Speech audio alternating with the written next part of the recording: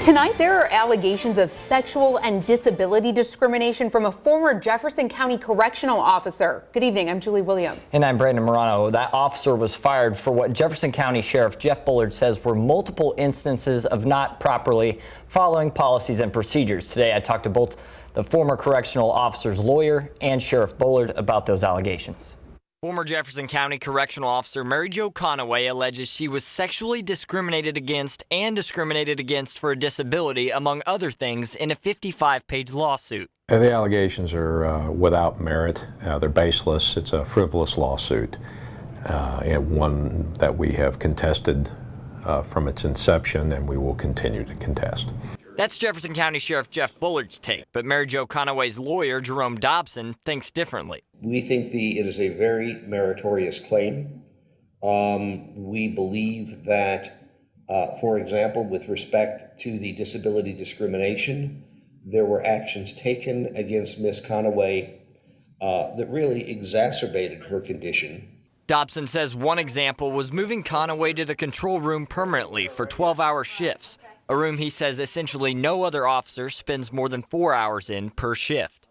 The lawsuit claiming the control room made Conaway's condition of constant migraines worse. She has not been discriminated against based on her gender or any medical condition. We would not do that here.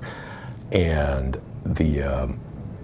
her disciplinary history has brought it to the point where she no longer works here. We believe the evidence will support a claim that they made their mind up well before they ever even interviewed Ms. Conaway. They knew what outcome they wanted. They saw an opportunity to use an incident and fire her over it, even when the facts were disputed. Then the claim that a camera was set up in the control room to find out if Conaway was on her phone during her shift there, something against policy. To place a camera under the table, pointed at her below the waist without her knowledge. Do they think that is an appropriate way to do business? We don't think it is. Ms. Conaway had already had repeated safety violations of our no cell phone in control policy. They believed it was a cell phone, so they requested my permission to put an additional camera in the control room, one that would be in a position to see Ms. Conaway's hands and what she was holding in her hands, and that was the intent of the camera.